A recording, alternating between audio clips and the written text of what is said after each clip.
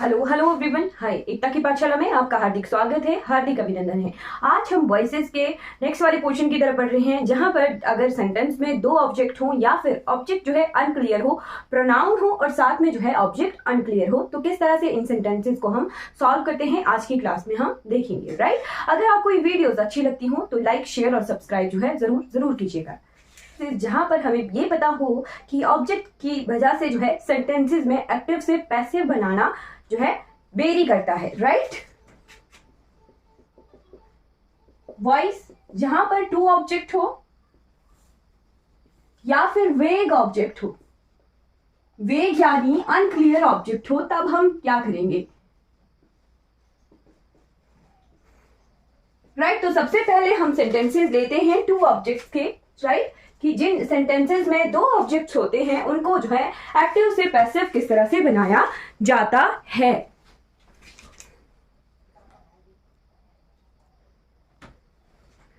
Right, okay. तो किसी किसी सेंटेंस में दो ऑब्जेक्ट होते हैं, कई बार जो है वर्ब के ही दो ऑब्जेक्ट होते हैं, कई बार प्रेपोजिशनल ऑब्जेक्ट होता है। तो किस तरह से हमें पता लगेगा, हमें सेंटेंस के स्ट्रक्चर को देख के ही ये पता लगेगा। सेंटेंस देखिए, फॉर एग्जांपल ये सेंटेंस है, शी टीचेस इंग्लिश, और एक सेंटेंस है she teaches us English. Right, ये सेंटेंस देखिए, यहां पे हमें क्लियर हो रहा है कि एक सेंटेंस में एक ही ऑब्जेक्ट है इंग्लिश। राइट, और इस सेंटेंस में जो है दो ऑब्जेक्ट हैं, अस और इंग्लिश। तो ये क्या है, एक डायरेक्ट इनडायरेक्ट ऑब्जेक्ट है। ठीक है, अस क्या है, इनडायरेक्ट ऑब्जेक्ट है, और ये क्या है, डायरेक्ट ऑब्जेक्ट है। राइट, तो हम जब एक्टिव से पैसिव चेंज करेंगे, अगर दो ऑब्जेक्ट हैं तो दो ही तरह के से जो है इसे एक्टिव से पैसिव में चेंज किया जा सकता है। राइट, ऑब्जेक्ट्स पर डिपेंड करता है। तो इस सेंटेंस को देखिए, शी टीचेस अस इंग्लिश, इसका ऑब्जेक्ट किस तरह से बनेगा, इंग्लिश इज कैसे लगाया, टीचर्स है, प्रेजेंट इंडेफिनिट का सेंटेंस है, तो English is taught by her, English is taught by हर। और यहां पर देखिए दो ऑब्जेक्ट हैं, एक है अस और एक है इंग्लिश। राइट, एक है अस और एक है इंग्लिश, दो ऑब्जेक्ट हैं। तो किस तरह से चेंज होगा, दोनों तरीके से ही चेंज हो सकता है। एक बार हम अस को देख के चेंज करेंगे और एक बार हम इंग्लिश को देख के चेंज करेंगे। राइट, तो अस को चेंज करने के लिए मैंने बताया था वी का अस बनता है और अस का वी बनेगा। ठीक, तो इसे पैसिव में चेंज करने के लिए किस तरह से चेंज किया जाएगा। राइट, तो अस को देख के किस तरह से चेंज किया जाएगा, वी आर, वी क्या है, प्लूरल है, तो प्लूरल ही helping verb, we are taught English by her. ठीक है, we are taught English by her. ठीक, एक इस तरह से चेंज हुआ। और सेकंड, इंग्लिश को लेके हमने चेंज करना है, तो इंग्लिश क्या है, सिंगुलर है, तो English is taught to us, English is taught to us, taught के साथ टू लगता है। ठीक है, तो English is taught to us by her. Right, अब आपके लिए कंफ्यूजन हो सकती है कि अगर ऑप्शन में ये दोनों ही आ जाए, राइट, अगर ऑप्शन में ये दोनों ही आ जाए तो किस वाले सेंटेंस को प्रेफरेंस देनी है। तो प्रेफरेंस हमने देनी है उस वाले ऑब्जेक्ट के पैसिव को जो हमारे वर्ब से नजदीक होता है। राइट, तो इस वाले ऑब्जेक्ट के जो पैसिव बनेगा उसे हमने प्रेफरेंस देनी है। राइट, अगर सेंटेंस में होता we is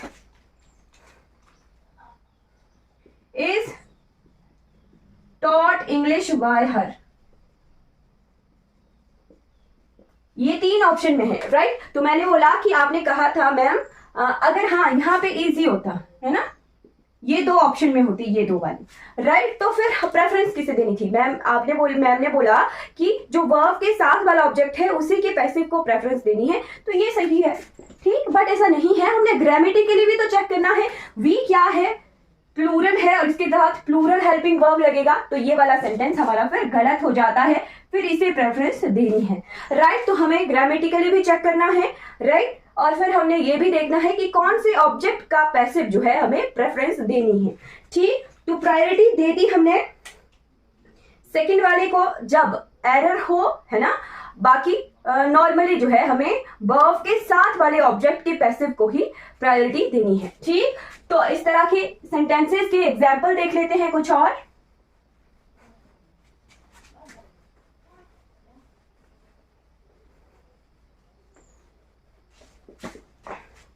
She presented him a ring.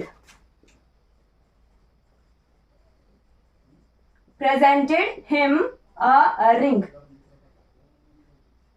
She presented him a ring. यहां पर देखिए किस तरह के सेंटेंसेस हैं, दो ऑब्जेक्ट हैं या नहीं है।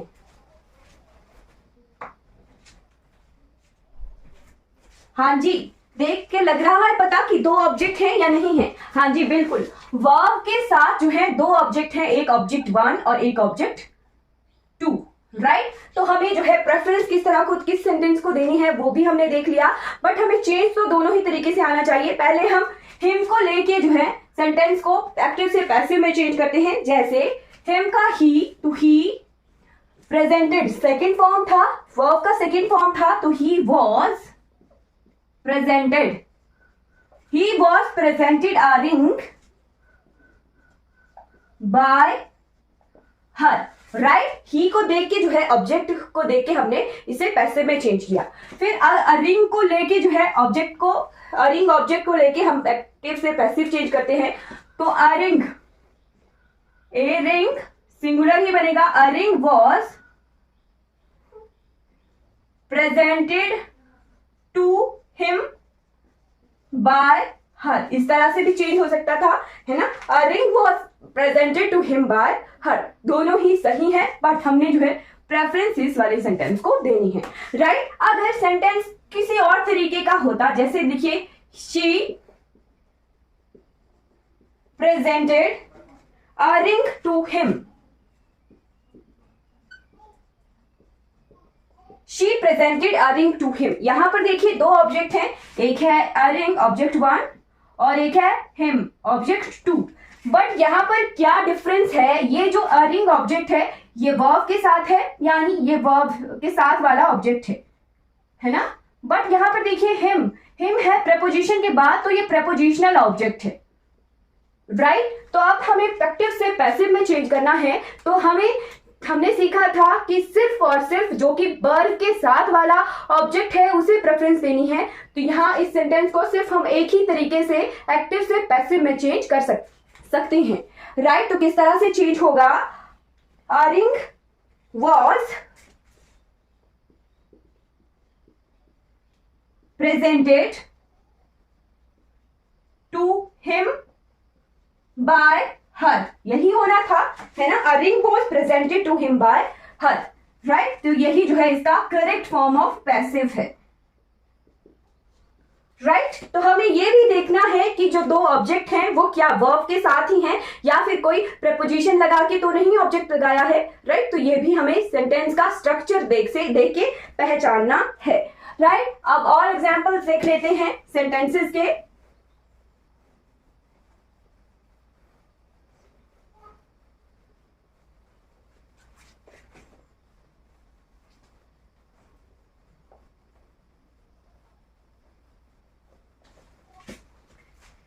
She will tell us the truth.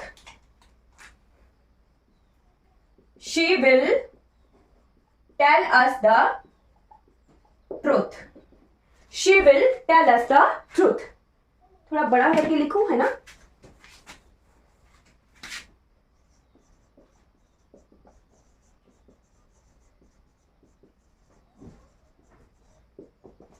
Right, यहां पर देखिए कौन कौन से ऑब्जेक्ट हैं। टेल अस, टेल क्या है, मेन वर्ब है ना, वर्ब है। तो एक है अस, ये भी क्या है, ऑब्जेक्ट है।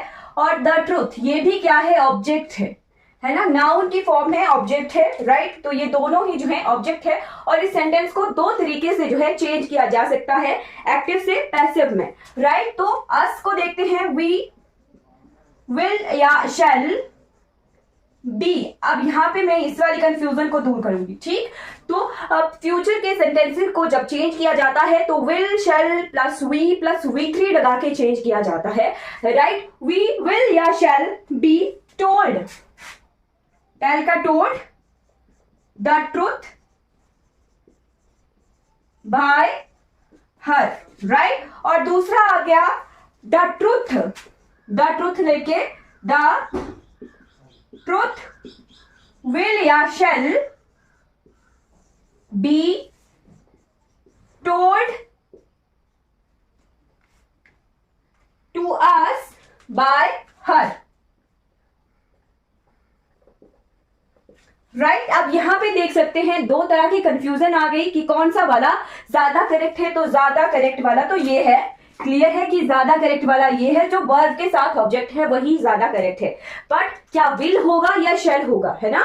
तो हमें एक चीज ध्यान रखनी है, चेंज किस तरह से करते हैं, विल शैल प्लस V3, है ना, फ्यूचर वाले सेंटेंसेस को। फिर विल लगाया जाता है, मॉडल वर्ब है तो विल लगाया जाता है हमेशा थर्ड पर्सन के साथ जब पैसिव में चेंज किया जाता है, राइट। और शैल लगाया जाएगा हमेशा फर्स्ट पर्सन के साथ जब एक्टिव से पैसिव में चेंज किया जाएगा, राइट। तो विल या shall be told the truth by her. We क्या है, वी है first person, right. First person है तो फर्स्ट पर्सन के साथ लगेगा shall, we shall be told the truth by her. ये सेंटेंस इस तरह से करेक्ट होगा। और यहां पे देखिए द ट्रूथ क्या है, थर्ड पर्सन है ना, थर्ड पर्सन है तो थर्ड पर्सन के साथ लगेगा will, the truth will be told by us by her, right. फिर अगर वी के साथ विल लगा के ऑप्शन में दिया हो, we will be told the truth by her, right. अगर ऑप्शन में ये तीन दिए हो तो किसे प्रेफरेंस देनी है ना, we will be told the truth by her. तो मैंने अभी बताया कि शैल जो है हमें फर्स्ट पर्सन के साथ लगाना है, तो विल इस सेंटेंस में नहीं होगा, ये इनकरेक्ट है, ये ऑप्शन नहीं होगा। फिर भी हमें जो है इस वाले सेंटेंस को प्रेफरेंस देनी है, राइट। तो इस तरह से हमने जो है ऐसे सेंटेंसेस देख लिए जहां पर दो ऑब्जेक्ट हो और दो तरह से एक्टिव से पैसिव में सेंटेंस चेंज करना होता है। तब हम जो है किसे प्रेफरेंस देते हैं, तो वर्ब के साथ वाला जो ऑब्जेक्ट होता है उसके पैसिव को हम प्रेफरेंस देते हैं, राइट। अब आता है second topic, that is active से पैसिव बनाना। बट हमारा जो ऑब्जेक्ट है वो प्रोनाउन है, वेग है, या फिर क्या उसे कहते हैं अनक्लियर, क्लियरली डिफाइंड नहीं है हमारा ऑब्जेक्ट, राइट। तो हम उस तरह के सेंटेंसेस को किस तरह से एक्टिव से पैसिव में चेंज करते हैं।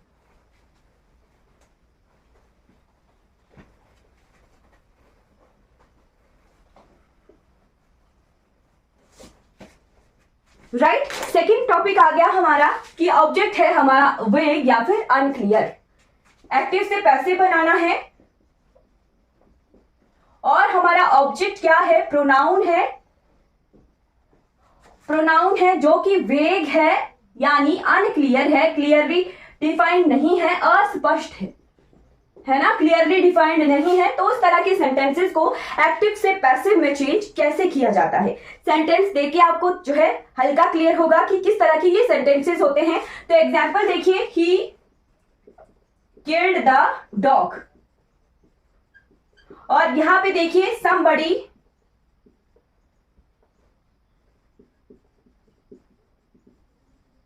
killed the dog, है ना। यहां पर दो तरह के सेंटेंस मैंने बोर्ड पे लिखे, he killed the dog और somebody killed the dog, right. तो सेंटेंस देखिए यहां पर एक्शन बिल्कुल पूरी तरह से डिफाइंड है कि ही ने जो है डॉग को मारा है ना, मारा था।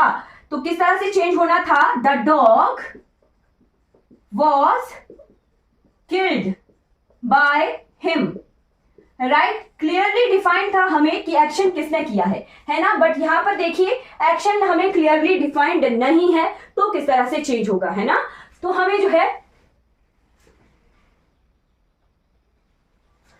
ऑब्जेक्ट और सब्जेक्ट दोनों ही डिफाइंड ना हो, है ना। कई बार ऑब्जेक्ट भी डिफाइंड नहीं होता और सब्जेक्ट भी नहीं। तो somebody killed the dog, है ना। तो somebody कोई भी हो सकता है, बिल्कुल क्लियर नहीं है। तो इसको किस तरह से चेंज किया जाता है, इसे जो है the dog was killed,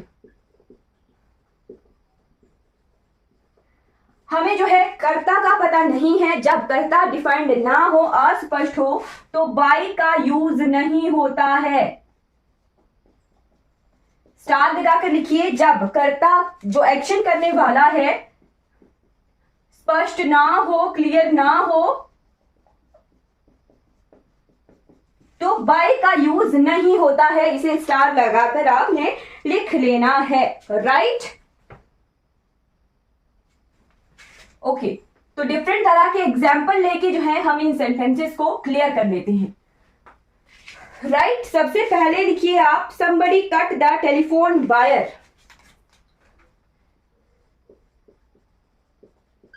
somebody cut the telephone wire, है ना। अब इसको जो है चेंज करने के लिए चार ऑप्शन किस तरह से दिए हैं, किस तरह से एग्जामिनर कंफ्यूज करता है ना। एक ऑप्शन में दिया है the wire is cut by somebody, the wire is cut by somebody, है ना। फिर दिया है the wire was cut by somebody,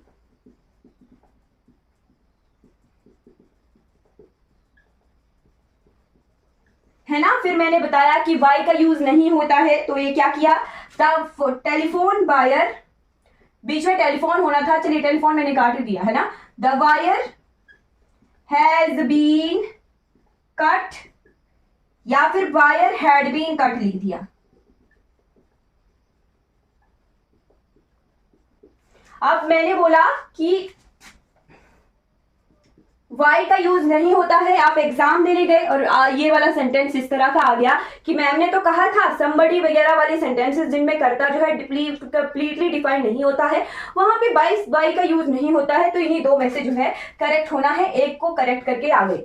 पर आपका क्वेश्चन हो जाएगा गलत, क्यों होगा, क्योंकि हमने जो है सेंटेंस में जो बाय नहीं देखा, चल वो तो सही हो गया, बट सेंटेंस का ग्रामेटिकली हम इनकरेक्ट करके आ गए। यहां लगा है हैज बीन और यहां लगा है हैड बीन, है ना। तो यहां पर क्या है, कट, इंडेफिनिट का सेंटेंस है ना। तो ये दोनों हो गए गलत, राइट, ये दोनों हो गए गलत, राइट। अब आपने तो एग्जाम में गलत कर दिया, आपकी मार्क्स कट, है ना।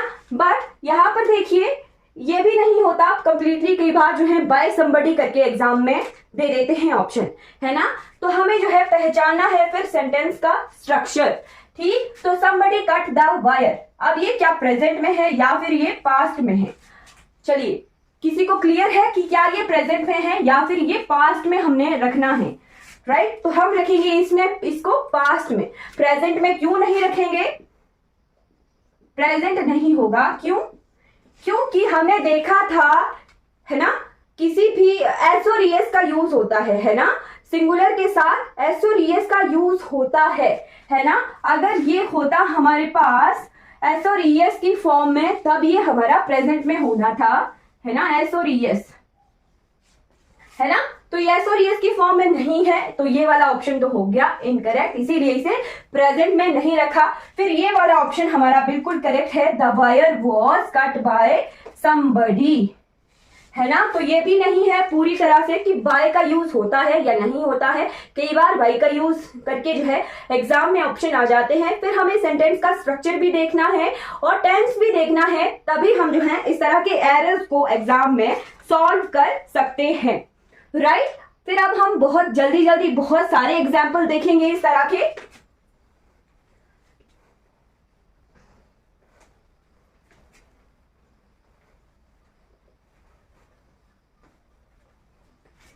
चलिए, somebody killed the dog, ये तो हमने कर लिया, है ना।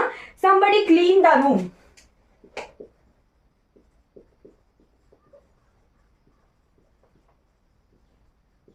somebody cleaned the room और ऑप्शन, अच्छा, the room was cleaned,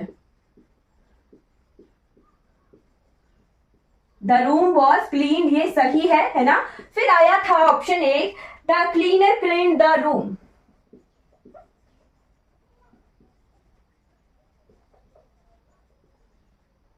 the cleaner clean the room, यहां पे कर्ता पूरी तरह से डिफाइंड है, the room was cleaned by the cleaner,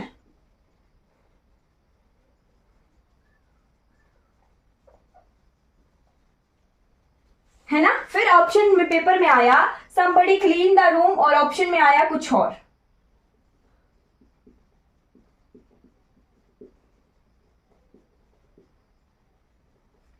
है ना। इसमें ऑप्शन आया द रूम वॉज क्लीन्ड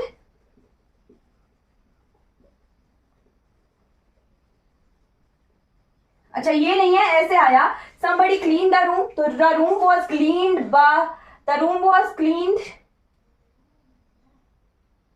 अच्छा somebody cleaned the room।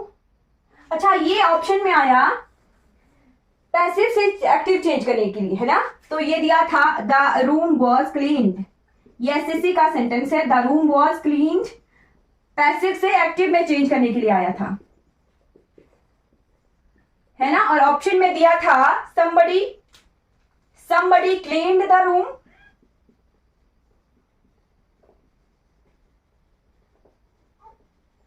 और दूसरा था the cleaner cleaned the room,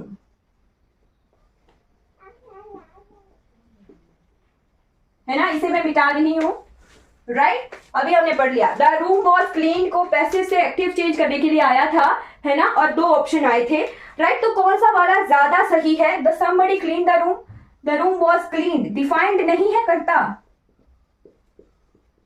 है ना। तो जब डिफाइंड नहीं होता है तब हम जो है somebody जो है एक्टिव करके पैसिव से एक्टिव करके लगाते हैं, तो ये वाला जो है ज्यादा करेक्ट ऑप्शन होना था।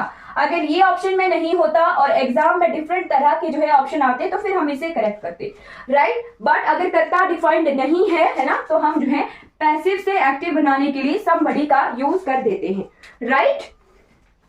फिर एक और है पीपल शब्द भी जो है वो डिफाइंड नहीं होता है, वेग होता है, अनक्लियर होता है, राइट। तो एग्जाम्पल किस तरह से है? People speaks English all over the world,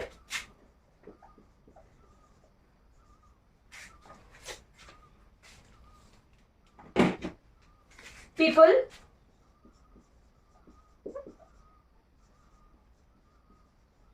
speaks English all over the world, है ना।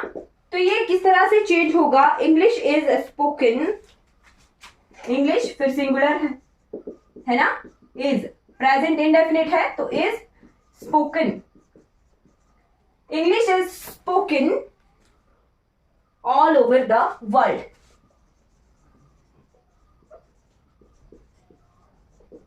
कई बार पीपल भी जो है डिफाइंड नहीं होता है, तो इस तरह से ऑप्शन आता है और ये करेक्ट होता है, राइट। फिर है none helps me.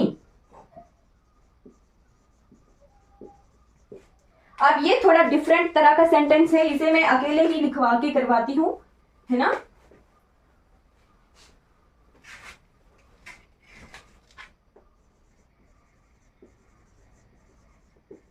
None helps me, है ना। तो ऑप्शन में दिया है I am helped by none,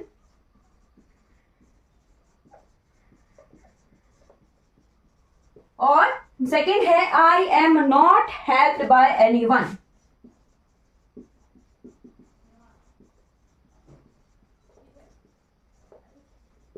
right. तो कौन सा वाला सही है? आप बोलोगे कि बाय नन है ना, नन हेल्प्स मी ये सही होगा, बट ये है गलत। क्यों? क्योंकि नन होता है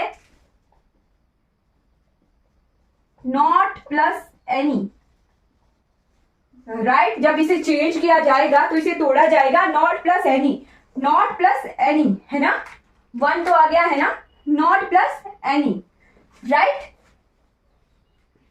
तो I am not helped by anyone ये सही होगा, है ना।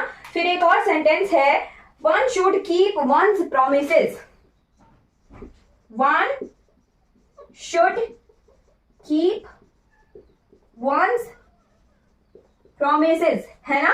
तो वन, अगर हम वन को वेग लेंगे तो फिर वंस को भी हमें वेग लेना पड़ेगा, अनक्लियर लेना पड़ेगा। तो इसको चेंज करने के लिए हम लिखेंगे promises should be kept,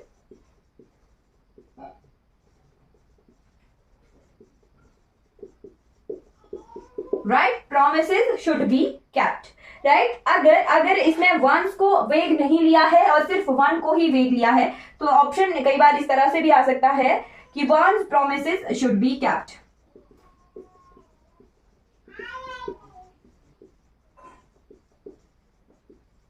one's promises should be kept। तो इस तरह के सेंटेंसेस होते हैं जहां पे हमें क्लियर नहीं होता है, अनक्लियर होते हैं, नाउन्स और प्रोनाउंस की फॉर्म में अनक्लियर या वेग होते हैं ऑब्जेक्ट और सब्जेक्ट, तब हम जो है डिफरेंट तरह से इन्हें एक्टिव से पैसिव में चेंज करते हैं या फिर पैसिव से एक्टिव में चेंज करते हैं। तो आज की क्लास हमारी कंप्लीट हो जाती है। अगर आपको कोई डाउट रहेगा तो आपने जो है चैट बॉक्स में, कमेंट बॉक्स में जो है पूछ लेना है। आज की क्लास हमारी कंप्लीट हो जाती है। Thank you so much for watching this class.